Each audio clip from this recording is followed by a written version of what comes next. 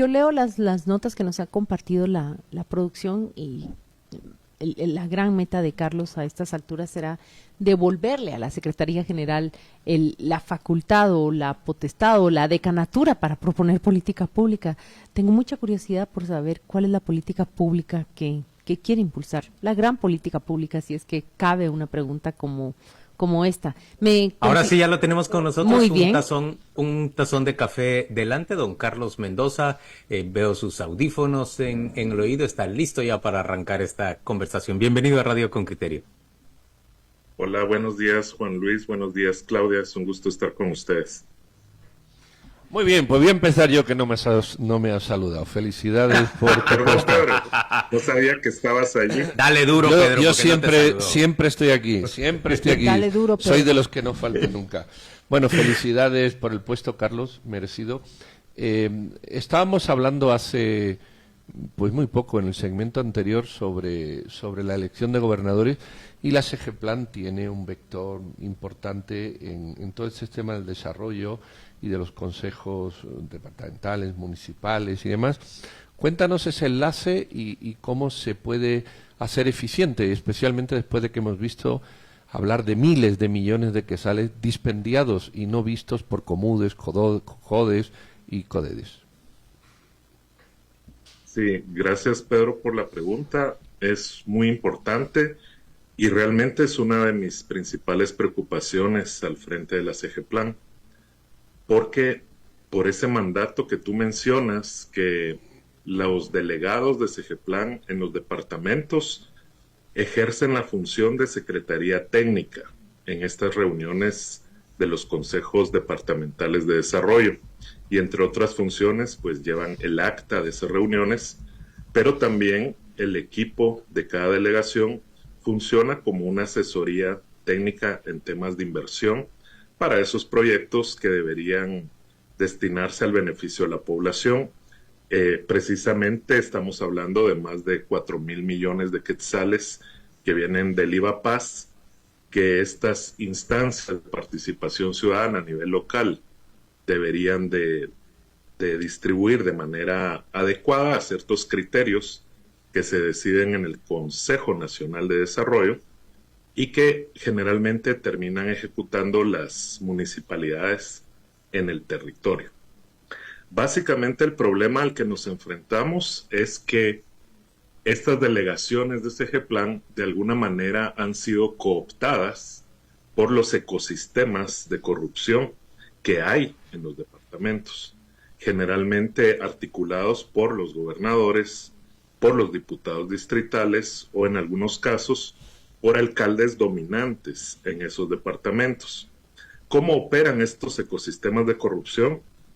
Pues básicamente estos políticos, ¿verdad?, que articulan y deciden sobre estos presupuestos locales, convencen, o en muchos casos se habla que manipulan a estos COCODES, ¿verdad?, que son los comités comunitarios. Luego llevan esto a la instancia municipal, donde también tienen cierto poder, y cuando ya llega al nivel departamental, ya básicamente va cocinado el proyecto, ¿verdad? Es aprobado ahí por las instancias, incluyendo sociedad civil, que generalmente también ha sido cooptada, por ejemplo, por el financiamiento, una cosa que parece sencilla o una minucia, ¿verdad? Para poder llegar a las reuniones de los consejos departamentales, sociedad civil necesita movilizarse, necesita viáticos, necesita alojamiento, y muchas veces esto lo cubren los alcaldes. Entonces, esto de alguna manera compromete la independencia de esa sociedad civil y básicamente va todo apalabrado. Y del lado de SEGEPLAN, pues no se limitan solamente a hacer el acta, sino que junto con la Secretaría de Coordinación Ejecutiva de la Presidencia juegan un papel también articulador. Entonces, el principal problema es que estas figuras políticas locales, estos cacicazgos políticos, han aprendido a jugar el juego y entonces asignan la plata para obras que se les ocurren o con fines político-clientelares, y lo que necesitamos es que la SEGEPLAN cumpla su papel técnico con independencia política de estos actores. Y por eso es que ustedes se dieron cuenta que hubo el otro día una pausa en este llamado apresurado de los gobernadores actuales que responden al presidente Yamatei, el expresidente Yamatei, y que querían hacer piñata 600 millones de quetzales que quedaron en el presupuesto de aquella gran campaña por la nutrición y querían distribuirlos antes de que llegaran los lineamientos del nuevo gobierno y especialmente porque ya saben que ellos no van a seguir en el puesto de gobernadores. Carlos, lo que nos estás diciendo entonces es que tanto el cargo de gobernadores como la propia sociedad civil, los alcaldes e incluso los delegados departamentales de CEGEPLAN constituyen una especie, terminan constituyendo o integrándose a una especie de ecosistema de la corrupción local. Ahora mismo, mientras anunciaba yo que íbamos a conversar con vos y hablábamos con una exgobernadora del partido Vamos, que dice que nunca vio la corrupción, una persona me escribía y me decía, los alcaldes y los diputados tienden a pagarle 25,000 quetzales a los miembros de sociedad civil para que los que van a evaluar las nóminas de las postulaciones de candidatos a gobernador, para que estos se orienten y apoyen a los candidatos que les interesa al estamento político, de manera que llegue de gobernador, que va a ser el administrador de esos fondos públicos, alguien que esté apalabrado, que sea parte del sistema.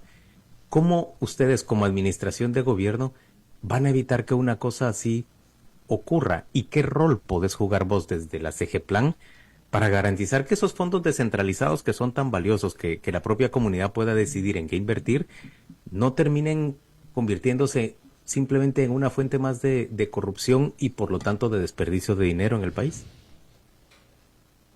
Sí, ese es el siguiente paso. Luego que entendemos cómo funciona ese ecosistema corrupto, tenemos que buscarle las soluciones y eso pasa por cambio de actores y cambio de incentivos.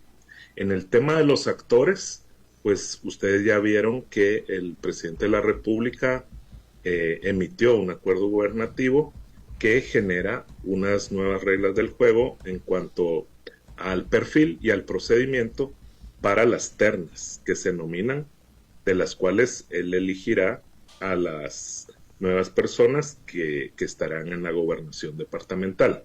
Con esto, pues, se esperaría minimizar un poco esta articulación política corrupta, porque también a mí me han llegado ese tipo de rumores de que en algunos lugares se opera, ¿verdad?, por cobrar para entrar en la terna, usando los viejos mecanismos, y lo que queremos es pues que se ciñan al nuevo reglamento donde hay ciertas calidades que debería llenar este perfil de gobernador, que si ustedes recordarán debería llenar las mismas calidades que un ministro del gabinete, ¿verdad? Y se hace explícito ahí ciertas características de lo que sería la honorabilidad, idoneidad de estas personas, y se esperaría mayor participación de sociedad civil, no solo la que ha estado siempre en esta jugada política, sino ampliarla para que lleguen al presidente las mejores ternas. Eso en cuanto a uno de los principales actores. Luego del lado de sociedad civil también, yo ayer hablaba en un evento que nos invitaron de Fundesa, hablaba yo con el presidente del CACIF, que estuvo en ese mismo panel, y le decía yo que es bien importante que el CACIF también como sector privado organizado que participa en muchos de estos espacios de los consejos de desarrollo a nivel departamental también estemos coordinados, ¿verdad? Para que todos vayamos en la misma línea de cambiar actores y cambiar incentivos. Del lado de CEGEPLAN, ¿cómo podemos afectar el tema de los actores? Bueno, ahí nosotros ahorita vamos a proceder a evaluar a todos los delegados que tienen el rango de subdirectores, que en este caso me facilita si hay algunos que no llenan los estándares requeridos, pues se les puede cambiar fácilmente, excepto 2 que están protegidos porque nunca quisieron asumir la reclasificación de puestos, ¿verdad? A los demás son de libre nombramiento y remoción, pero queremos primero evaluarlos de la manera más objetiva posible para ver si llenan o no los requisitos, porque deberían ser puestos técnicos, pero muchos funcionan como articuladores políticos de estos ecosistemas. Pero en el tema de incentivos, lo importante son las reglas del juego, Juan Luis, y esto tiene que ver con que se le pueda delimitar de alguna forma el menú de obras sobre las cuales se puede elegir. O sea, no debería ser que por ocurrencia de un alcalde se vayan tantos millones o cientos de millones a determinada obra porque a él o a ella le conviene, sino que debería responder a una estrategia. Creo que de eso mencionaba Claudia como introducción a la entrevista, una estrategia nacional de desarrollo y de inversión, y también el presidente en las 2 reuniones de gabinete que hemos tenido ha enfatizado el tema de que todos los planes sectoriales aterricen a nivel territorial, y eso implicaría que tengamos realmente planes departamentales de inversión. ¿Cómo se vería esto? Perdón que te interrumpa, pero estás hablando que ya la obra no sea lo que se le ocurrió al alcalde. De inmediato yo pensé en aquellos estadios, en aquellas pues canchas de básquet que vemos construir de un momento para otro, salones de usos múltiples, y yo no quiero restar la importancia, por ejemplo, de la construcción de un estadio, una cancha de básquet o de un salón de usos múltiples, pero yo estoy tratando de imaginar cómo se ejecutaría lo que tú estás describiendo en la teoría. Por ejemplo, si el gran proyecto nacional son ustedes me van a corregir, Pedro y Juan Luis lo tienen más en mente, son 3,000 kilómetros de caminos rurales, entonces ir a través de las gobernaciones a plantear que esa es la estrategia a nivel nacional y que en el 2024 deben quedar construidos sí o sí los 2,000 kilómetros de caminos rurales. Yo estoy pensando en los caminos rurales, en carreteras, pero también podría trasladarlo al gran proyecto que está incluido en el planteamiento original de gobierno de Semilla, que es el acceso al agua. Correcto. Sí, exactamente. Se necesita primero tener claridad sobre el plan de inversión a nivel nacional. Allí hay varios proyectos que por el momento les hemos denominado proyectos presidenciales, porque el presidente tiene un especial interés en darle un seguimiento personalizado, y entre esos se encuentra justamente el que tú mencionabas, que son los caminos rurales. Ahí se ve la creación de estos caminos rurales como la punta de lanza de una estrategia de desarrollo mucho más ambiciosa, que requiere esfuerzos interministeriales, ¿verdad? Como Ministerio de Educación, Ministerio de Salud, Ministerio de Agricultura, que van a entrar a partir de esas nuevas brechas en el área rural, sobre todo en la más pobre, que estamos hablando de municipios del Altiplano Occidental, de las Verapaces y de la parte oriental del Corredor Seco. Entonces, en estos departamentos que abarca esa zona donde se quiere hacer este tipo de intervención, pues allí nosotros vamos y ya tenemos algunas propuestas del tipo de intervenciones en infraestructura que se deben de hacer. Entonces, cuando esto llegue al CODEDE respectivo, este CODEDE debería estar claro que tiene que priorizar dentro de las restricciones presupuestarias que tienen, pero también dentro de las restricciones del tipo de proyecto, ¿verdad? Entonces, así es como lo estamos imaginando, Claudio. Carlos, el marco teórico suena bien y qué bueno. Ahora vámonos a la actuación política, a la práctica. Venimos de un sistema, o seguimos en un sistema todavía con alto grado de corruptela y poca ética en la ejecución de las cosas. La presencia municipal de Semilla es corta o muy escasa. ¿Cómo se puede jugar en la práctica política, no en la teoría? ¿Cómo ves esa transición entre una ética que sustenta un sistema que acabas de explicar y luego una realidad municipal copada muchas veces por diputados y alcaldes tradicionales que evidentemente pues no sé si van a ser una piedra en el zapato o van a querer seguir caminando a su ritmo. Sí, yo creo que esta es la pregunta crucial, ¿verdad?, que tenemos que responder. Y yo lo veo nuevamente en tema de actores primero. Ahorita vamos a entrar con nuevos gobernadores y gobernadoras que esperaríamos que realmente sigan pues la línea que se les da desde presidencia. Ellos representan al presidente de la República en esos territorios.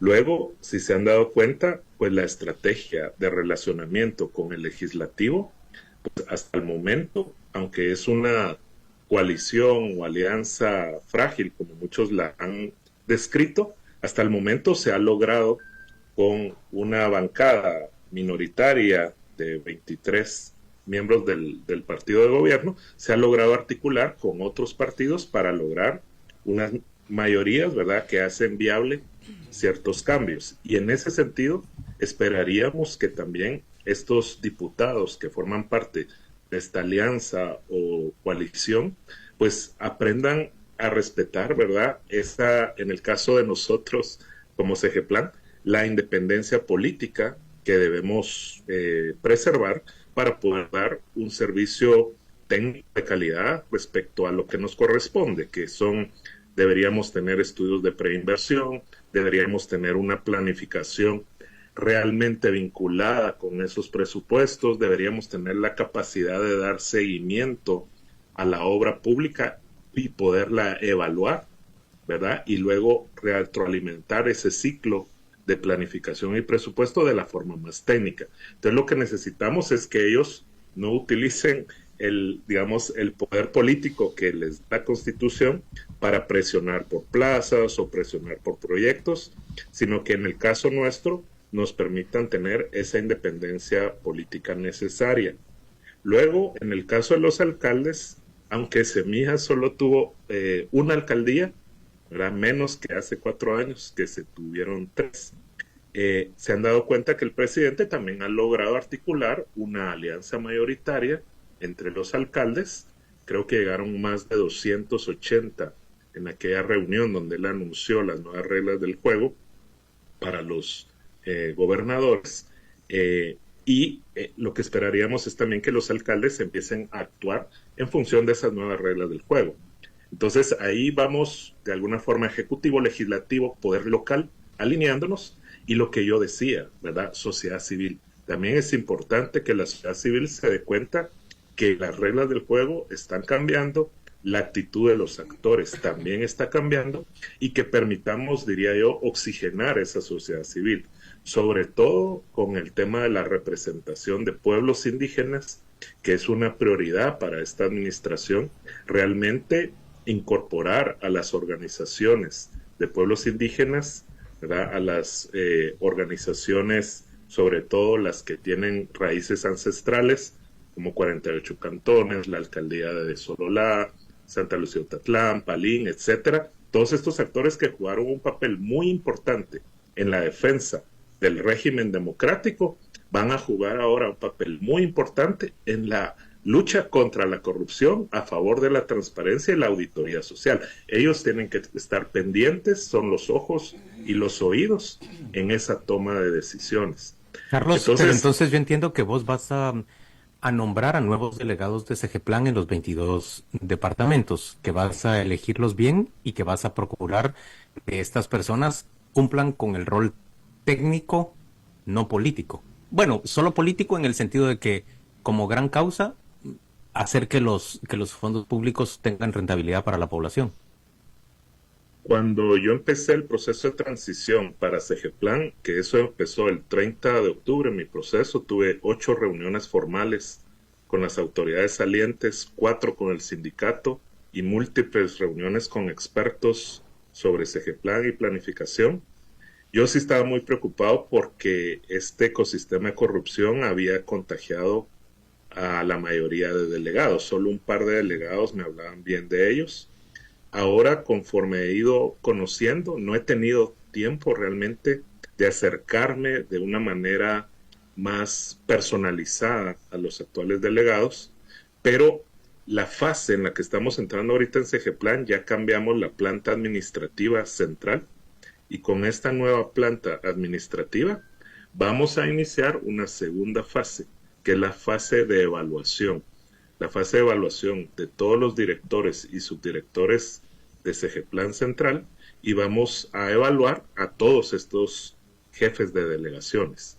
No queremos hacer borrón y cuenta nueva porque esto podría realmente paralizar sobre todo estos procesos en los consejos de desarrollo. Sí se necesita cierto conocimiento técnico que no se puede improvisar. Entonces, el mensaje es que primero se va a evaluar, y según esas evaluaciones, que van a incluir evaluaciones entre pares, evaluaciones de abajo hacia arriba y de arriba hacia abajo, vamos a tomar las decisiones de quiénes definitivamente se tienen que ir. Quiénes permanecen y quiénes se van. Carlos, vieras que a mí ese criterio respecto a cómo iniciar o empezar a sanear nuestro sistema de servicio civil me parece razonable. Creo que es, aunque muchos se verían satisfechos con que se decapitara a toda la burocracia, lo cierto es que eso tiene poco sentido, tiende a paralizar al Estado y puede suponer una gran cantidad de injusticias, pero sí se requiere un proceso de evaluación que sea escrupuloso, que requiera que exija las capacidades esenciales de las personas y luego que vaya evaluando su buen rendimiento para colocarlo en la posición en la que se merece. Ahora bien, yo en la entrevista que te escuché tener con Javier Soria en Tangente, oí que decías que las últimas dos administraciones, la de los presidentes Morales y Yamatei, habían descapitalizado al CEGEPLAN de cuadros con posgrados, con maestrías, con doctorados, gente capacitada justamente para cumplir con esa función técnica. Yo, con muy buena voluntad que pueda tener por los actuales trabajadores y la voluntad que pueda tener por darles una oportunidad para que actúen de manera correcta, la verdad es que también tengo que pensar que se necesita volver a reclutar a esos cuadros con capacidades técnicas. ¿Cómo le vas a hacer para eso? Sí, Juan Luis, eso es súper importante para elevar el nivel técnico de la CEGEPLAN, pero el primer paso en esta estrategia, como lo hemos planteado en una reunión que tuvimos con todo el personal, primero es rescatar la independencia, ¿verdad?, de los políticos, incluso de presidencia, diría yo, porque parte del problema de la CEGEPLAN es que con la ley del organismo ejecutivo se puso a la CEGEPLAN de ser un órgano de planificación del Estado, que sigue teniendo esas responsabilidades, pero bajo la presión política, digamos, de presidencia. Nosotros tenemos que tener la independencia política para decirle a presidencia siempre la verdad, ¿verdad? Los datos, mostrarles la evidencia, qué funciona, qué no funciona en términos de política pública. No maquillar los datos, no autoengañarse, que ha sido la práctica en las dos administraciones anteriores. Engañar incluso al sistema de Naciones Unidas, a la Asamblea de Naciones Unidas, presentando solo aquellos indicadores de desarrollo que pareciera que van en la dirección correcta y escondiendo todo aquello que no va en esa dirección. Entonces, lo primero es la independencia política. Cuando tengamos cierto blindaje de tanto de presidencia como dije también del legislativo y del poder local, entonces vamos a empezar a elevar el nivel técnico. ¿Cómo pensamos hacer eso? Sí necesitamos, entre otras cosas, Juan Luis, un nuevo reglamento orgánico interno, porque este se hizo en 2019, lo hizo el exsecretario Moir, ¿verdad? Y es un diseño que no es funcional. Parte del problema de que los delegados han sido politizados es por ese ROI, porque ese ROI, prácticamente la mitad de CEGEPLAN que está en el territorio no responde a las subsecretarías sustantivas y técnicas de la CEGEPLAN, que son 4: análisis estratégico, planificación y programación, inversión y cooperación internacional. Esas delegaciones prácticamente responden a una persona que es el director de delegaciones, que acaba de ser removido y que esta semana está asumiendo el nuevo director, que prácticamente es la figura más poderosa en CEGEPLAN después del secretario o secretaria. porque él controla a 300 Claro. personas en el territorio. Entonces, parte del ejercicio es tomar la independencia política, retomar el control técnico de estas delegaciones, y al modificar el ROI, ahí podemos ya modificar el perfil de puestos, ¿verdad? Y hacerlos más exigentes para, sobre todo, lo que son direcciones.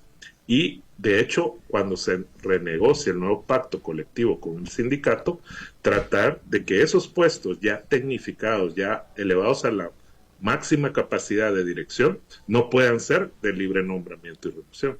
Claro, que sean cuadros leales al Estado en el sentido de que son Correcto. capaces y hábiles para desarrollar, aptos para desarrollar su función, y no puedan Correcto. ser considerados cuadros removibles por parte de políticos en el futuro. Carlos, Mucho, Correcto. ¿vos cómo te formaste? mucho, ¿Qué formación tenés? Me impresiona el dominio que tenés de la materia. Pues, Juan Luis, mi formación de base es economista, y pues después Eso no es estudié, pecado, hay cosas peores. Se puede haber estudiado para abogado, sí. y después pues ciencia política, y pues tuve, como sabes, un breve paso por la administración pública en el Ministerio de Finanzas Públicas, cuando era ahí ministro Julio Héctor Estrada, y él me invitó a dirigir la dirección que ahora es de transparencia fiscal, y en ese momento pues ayudamos a retomar algunos de esos temas. Carlos, ¿sabes qué? Es una pregunta que, por supuesto, podríamos ocupar media hora para la respuesta, pero estamos por concluir este momento contigo, y yo quisiera que a la audiencia le quedara en la mente, cuando yo hablé de políticas públicas, agua, carreteras, que le quedara en la mente, ya ahora sabe cómo estás tratando de privilegiar o de ir a instalar a personas que sean técnicas, fieles, leales al Estado, todas coordinadas y conectadas con un proyecto. ¿Cuáles son 2 o 3 proyectos que debiéramos ver como población en el próximo año? Vamos a decir 1 o 2 años. Sí, uno de los proyectos que va más avanzado, porque se logró trabajar durante el periodo de transición por parte de nuestros equipos, es un proyecto que va a estar liderando el MIDES, ¿verdad? Esta va a ser una intervención en 7 municipios de Huehuetenango para disminuir los indicadores de desnutrición. En toda esta área se había logrado, con esfuerzos previos de administraciones anteriores, con el apoyo de la cooperación internacional, hacer el famoso registro social de hogares, que permite identificar en qué lugar poblado, y dentro de ese lugar poblado, qué familia específicamente tiene necesidades de intervenciones en el tema de la desnutrición, que pueden ir desde una letrina, pueden ir desde poner piso de cemento, o pueden ir en otro tipo de intervenciones más específicas sobre la Necesidad de alimentación. ingreso, por ejemplo, necesidad de ingreso para comprar elementos esenciales. Pero vos me estás hablando de un censo, le estás hablando a Claudia de un censo de auténticos necesitados o beneficiarios de esa ayuda vía fondos públicos.